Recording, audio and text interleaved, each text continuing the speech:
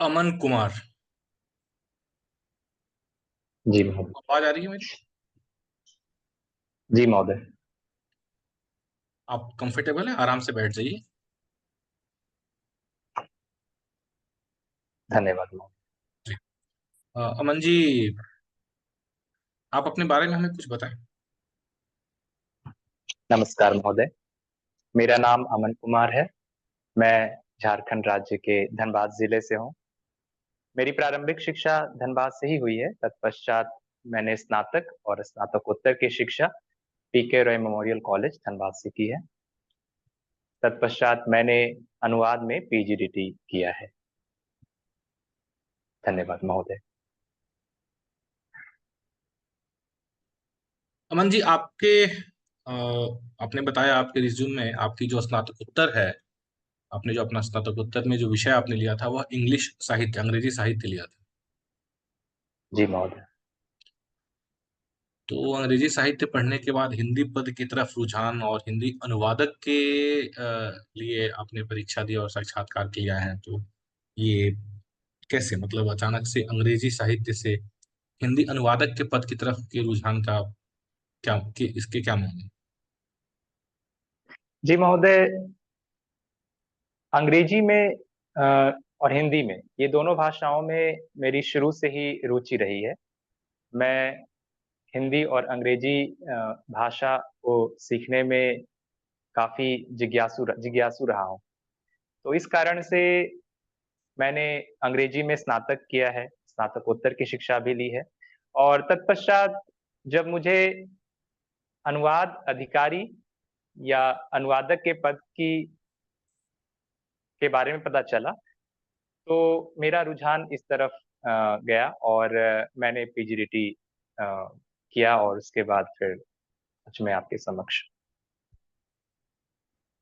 तो आपको लगता है कि अनुवाद सरकारी कार्यालयों में राजभाषा के कार्यान्वयन के लिए एक बहुत ही मजबूत शस्त्र है? जी महोदय, अनुवाद सचमुच एक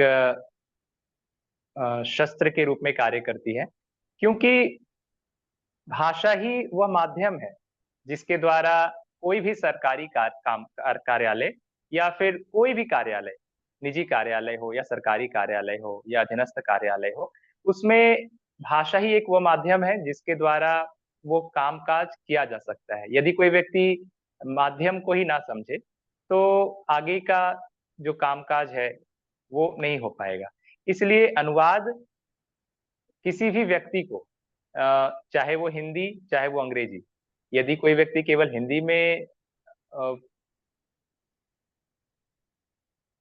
रुचि रखता हो या फिर अंग्रेजी का कार्य साधक ज्ञान रखता हो और उसे हिंदी ना आती हो, तो अनुवाद हिंदी में किया जाएगा। और यदि हिंदी में उसका रुझान हो या फिर उसका ज्ञान हो, तो वो अंग्रेजी में अनुवाद के माध्यम से वो चीजों को जान सकता है। आपने भाषा के बारे में बात करी अमन जी। भाषा को लेकर के, अगर हम अपने देश के शासकीय भाषा की बात करें, तो भाषा को लेकर के हमारे देश में संवैधानिक स्थिति क्या है? कुछ बताएंगे हमें आप? जी महोदय, आज हमारे देश में जो शासकीय कार्य हैं, वो हिंदी में किए जाते हैं। साथ में जो सहभाषा है वह अंग्रेजी है। अच्छा, तो कैसे ऐसा, मतलब इसके लिए क्या संवैधानिक प्रावधान किए गए? किस तरीके से इसे निर्धारित किया गया और कैसे यह तय हुआ कि हम लोग जो है सह राजभाषा के रूप में अंग्रेजी और मुख्य राजभाषा के रूप में हिंदी का प्रयोग करेंगे, और इसकी वर्तमान स्थिति क्या है? जी महोदय,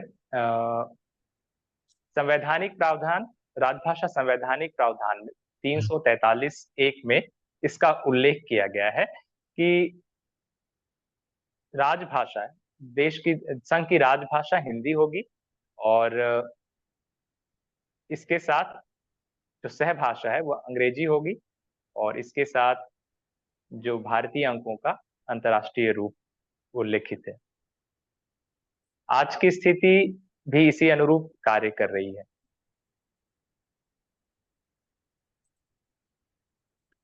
राजभाषा से संबंधित एक अधिनियम पारित किया गया था 1963। जी महोदय। इसके बारे में कुछ बताएंगे?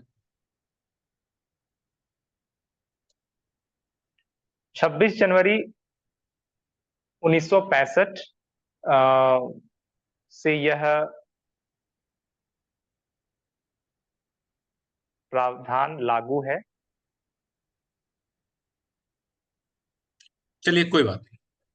अब वर्तमान समय में सरकारी कार्यालयों में राजभाषा की जो स्थिति है, या राजभाषा संबंधित जो भी कार्य हो रहे हैं, तो इनके लिए क्या किसी तरह के नियम इत्यादि हैं कि किन नियमों के तहत ये जो भी कार्यान्वयन राजभाषा को लेकर के हो रहे हैं, उसके ऊपर कुछ प्रकाश डालेंगे?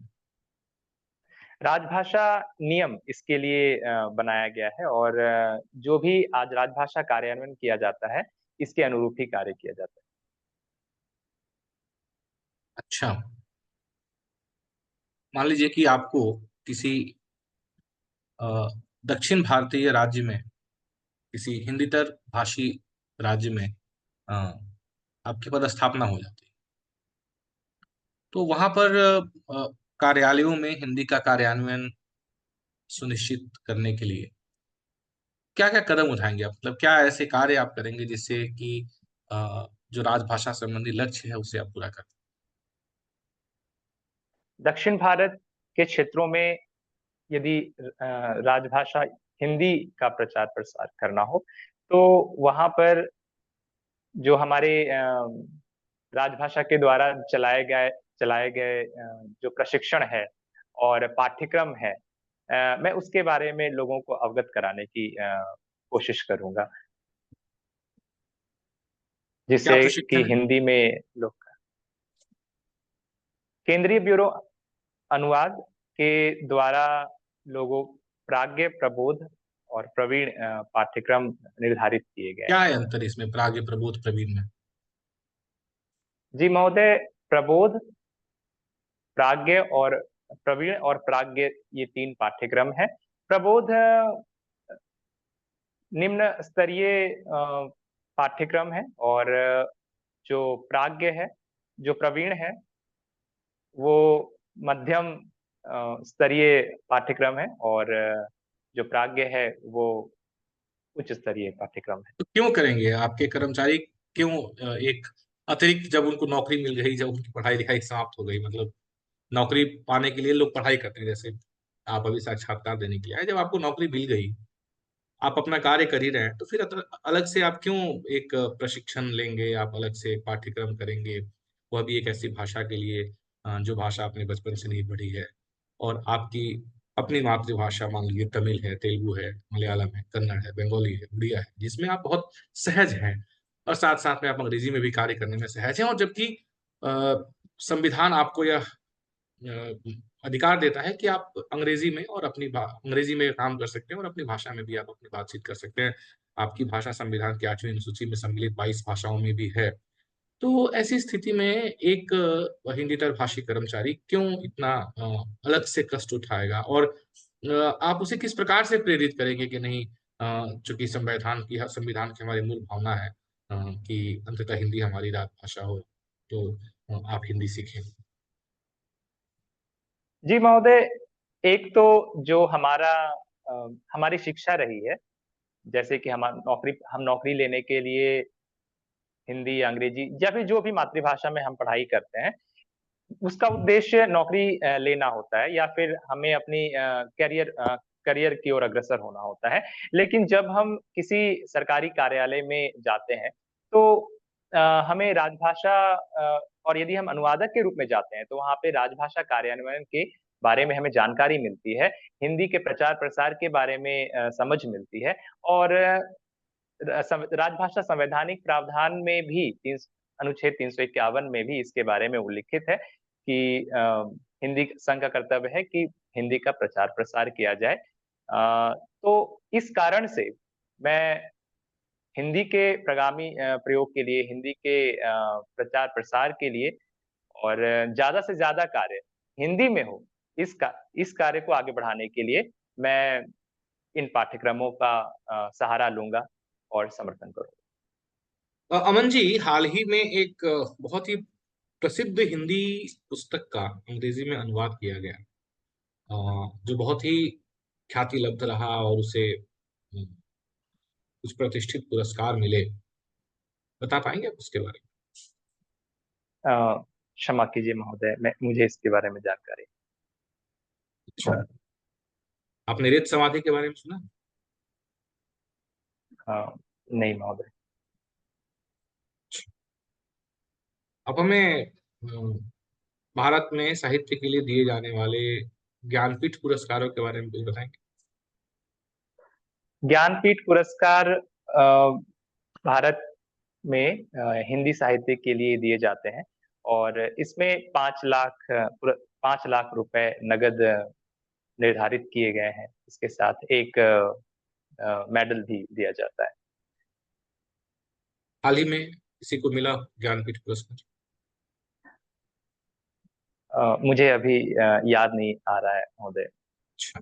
अच्छा, एक बात बताइए अमन जी कि आप एक अनुवादक के तौर पे एक सरकारी कार्यालय में पदस्थ होंगे, तो जो सामान्य हिंदी है, जिसे हम लोग सामाजिक हिंदी कह सकते हैं या बोलचाल की भाषा हिंदी कह सकते हैं, जो हम लोग प्रयोग में लेकर के आते हैं, और एक कार्यालयीन हिंदी होती है जो कार्यालयों में प्रयोग की जाती है, तो इन दोनों के बीच में मूलतः क्या अंतर है और कैसे सामंजस्य आप इन दोनों के बीच में बिठा सकते जो हमारी रोजमर्रा की हिंदी होती है और जो कार्यालय हिंदी होती है, उसमें थोड़ा अंतर तो रहता ही है। क्योंकि जो हम लोग रोजमर्रा की जिंदगी में हिंदी का प्रयोग करते हैं, वो अ, कार्य व्यवहार के लिए, और उसमें जो तकनीकी शब्दावली है, प्रशासनिक शब्दावली है, उनका प्रयोग नहीं किया जाता है। वो आमतौर पर जो भी जिसे बोल सकते हैं क्षेत्रीय भाषा में हम लोग प्रयोग करते हैं। और जो कार्यालय हिंदी है, उनमें कुछ संवैधानिक शब्दावली रहते हैं, कुछ तकनीकी शब्दावली रहते हैं। इसमें विविध शब्दावली का भी मिश्रण होता है, जिनका प्रयोग हम लोग कार्यालय में करते हैं। हैं? तकनीक का हिंदी पर क्या प्रभाव पड़ा है विगत कुछ वर्षों में? तकनीकी का तकनीक का तकनीक का हिंदी पर काफी प्रभाव पड़ा है आज के समय में। क्योंकि तकनीक के माध्यम से ही, या तो आभासी बैठक हो, सम्मेलन हो, संगोष्ठियां हो, उसके कारण उसका प्रचार प्रसार होता आया है। और कंप्यूटर हो, इंटरनेट हो, इसके माध्यम से भी लोगों में हिंदी और हिंदी के ज्ञान वर्धन का काफी प्रयास रहा है, और लोगों ने इसे काफी सराहा भी है। कुछ तकनीकी टूल्स के बारे में बता पाएंगे आप हमें, जो हिंदी के प्रचार प्रसार में, हिंदी के विकास में या कार्यालयों में राजभाषा हिंदी के कार्यान्वयन में काफी सहयोगी साबित हुए? जी, कंठस्थ 2.0, ये एक अनुवाद तकनीक है, जिसके द्वारा कार्यालयों में भी इसका प्रयोग किया जाता है, और अनुवाद के क्षेत्र में ये काफी सराहनीय रहा है। लोग काफी इसका अ, लाभ उठा पा रहे हैं। और भी अनेक टूल्स हैं, ई टूल्स हैं, ई ऑफिस है, ई गवर्नेंस है, जिनका प्रयोग करके कार्यालय कार्यों में तीव्रता लाई जा रही है, पारदर्शिता लाई जा रही है, और सरकारी कार्य कामकाज जो है वो सरलता और स्पष्टता से होती आई है। जी महोदय। तो आपको लगता है कि अनुवाद में ई टूल्स और आर्टिफिशियल इंटेलिजेंस, कृत्रिम बुद्धिमत्ता इत्यादि का प्रयोग करके हम अनुवाद की गुणवत्ता को बढ़ा सकते हैं? जी और अगर ऐसा महोदय, होता है, अनुवाद। हाँ, और अगर ऐसा होता है तो ऐसे परिप्रेक्ष्य में एक अनुवादक की क्या भूमिका रह जाएगी? जी महोदय, मनुष्य एक प्राकृतिक प्राणी है। इसके कारण यह इसमें जो है एक विशिष्ट मेधा का अ, इसमें एक विशिष्ट मेधा दी गई है, जिसके कारण वह एक अच्छी सोच समझ के साथ ही अनुवाद को कर सकता है। और जब बात हम आर्टिफिशियल इंटेलिजेंस या आधुनिक तकनीक की बात करते हैं, तो आधुनिक तकनीक इस मानव मस्तिष्क के साथ एक सहचार्यता का गुण रखता है, जिसके कारण काम सुलभ और सरल हो पाता है। इसका लाभ लेकर लोग अनुवाद और अच्छे तरीके से कर सकते हैं, और इसमें थोड़ी तीव्रता आती है। लेकिन कहीं ना कहीं मनुष्य का जो अनुवाद है वह ज्यादा प्रभावी रहता है, क्योंकि एआई हो, चाहे चैट जीपीटी हो, चाहे तकनीकी इस तरह के जो भी अ, अनुवाद होते हैं, उनमें एक भावना नहीं होती है, संवेदना नहीं होती है, और उसमें काफी त्रुटियां त्रुटियां भी पाई जाती हैं। यह देखा गया है कि अ, वह चीजों को भाव अनुवाद नहीं कर पाती।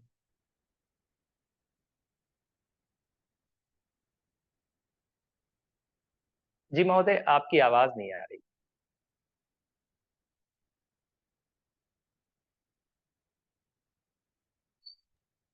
मैं एक अंग्रेजी में सेंटेंस बोलूंगा अमन जी। आप जी मुझे इसका महोदय। अनुवाद करके बताएं। आपने जो भावानुवाद की बात करी, इसका अनुवाद भी मेरे पास है, जो कि मशीन अनुवाद एआई के द्वारा किया गया है, वो मेरे पास है। तो मैं आपसे पूछता हूँ, आप मुझे बताएं कि हम देखते हैं कि मशीन अनुवाद और आप जो इंसानी अनुवाद की बात करते हैं उसमें क्या अंतर है। Leaders are trying to fight back for passing the general polls. एक बार और इसे आप दोहराएंगे महोदय? Leaders are trying to fight back for passing the general polls।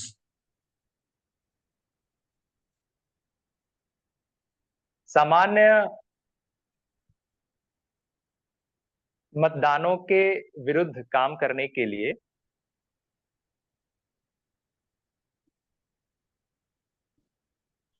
मंत्री जूझ रहे हैं। अच्छा, ठीक है। जनरल पोल्स, हम मतदान के लिए वोटिंग शब्द का प्रयोग कर सकते हैं और चुनाव के लिए पोल्स का प्रयोग कर सकते हैं, इलेक्शन का भी प्रयोग कर सकते हैं। तो जनरल समझ लीजिए इलेक्शंस या महोदय। जनरल पोलिंग के लिए हम लोग आम चुनाव कह सकते हैं। अगर हम इसे हिंदी की शैली में लिखना चाहें तो आम चुनाव बोल सकते हैं। आम चुनाव में जीत हासिल करने के लिए, जी। है ना, आम चुनाव में जीत इन हासिल ऑर्डर टू करने, गेट विक्ट्री। हाँ, जीत हासिल करने के लिए लीडर्स, नेता, है ना, नेता लगातार प्रयास कर रहे हैं, जूझ रहे हैं। आपने जो शब्द इस्तेमाल किया, ठीक है। ठीक है अमन जी, बहुत बहुत शुभकामनाएं। आप जा सकते हैं। जी धन्यवाद महोदय।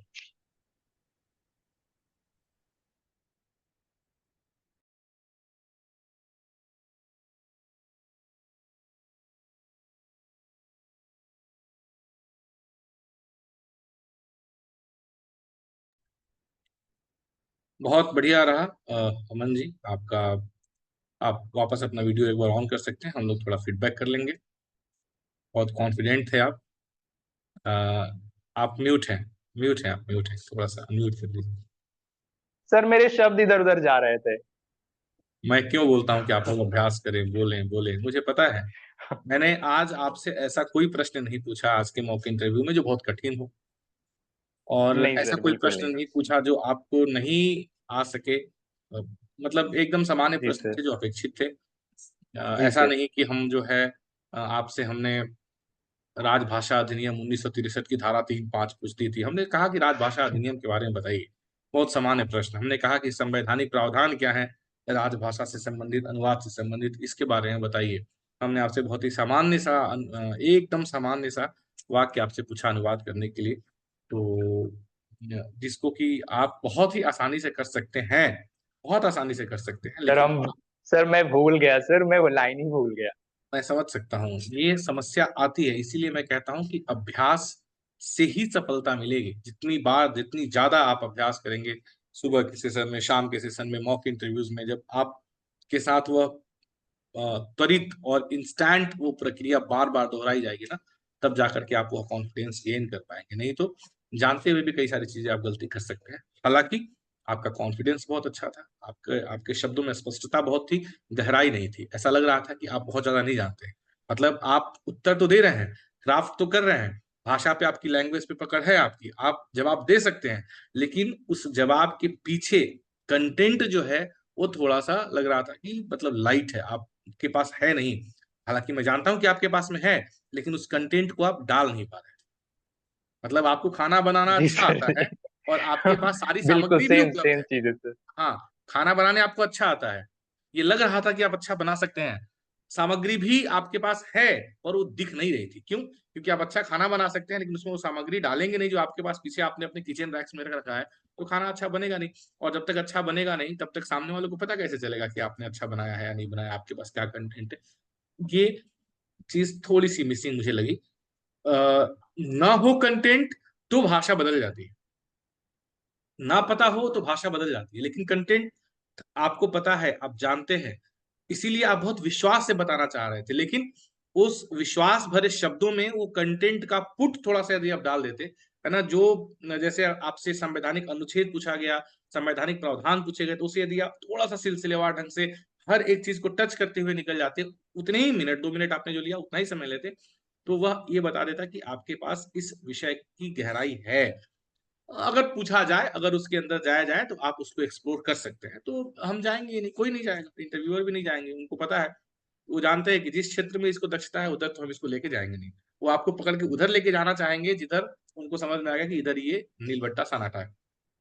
समझ रहे हैं आप? तो ये जी यही सर। थोड़ा सा ट्रिक्स और टेक्निक्स है। बहुत अच्छा रहा, बहुत बहुत बधाई आपको। थोड़ा सा अभ्यास करें, आपको ये बात समझ में आ गई होगी कि इतनी सारी जानकारी होने के बावजूद, इतने अभ्यास करने के बिल्कुल बावजूद सर। भी, जब आप पैनल के सामने, जबकि आप मुझे जानते हैं, आप मुझसे मिलते हैं, आप मुझसे बातें करते हैं, आप मेरे साथ कुछ हद तक सहज हैं, उसके बावजूद भी जब ये प्रेशर आपके साथ ये कर सकता है, तो पैनल की तो फिर बात ही अलग है।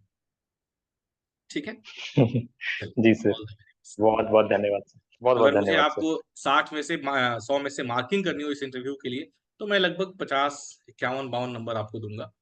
4 से 5 नंबर की आपकी कमी जो है वो कहीं ना कहीं थोड़े बहुत कंटेंट की वजह से है। कंटेंट हो ना हो, लेकिन आप जब बता रहे हैं, मतलब बहुत गहराई का कंटेंट आवश्यक नहीं है, लेकिन कंटेंट का पुट थोड़ा बहुत आपकी बातों में, मतलब केवल, हम बोलते हैं ना कि भाषा जरूरी है, लेकिन केवल भाषा से काम नहीं चलेगा। केवल भाषा से काम नहीं चलेगा, भाषा के साथ साथ में कंटेंट भी चाहिए, तभी आपकी भाषा में और आपके आप जो उत्तर देंगे उसमें वो अ, वजन बन पाएगा, जो सामने वाले पैनल को प्रभावित कर पाए। ठीक है, बहुत बहुत ये बहुत बहुत धन्यवाद महोदय।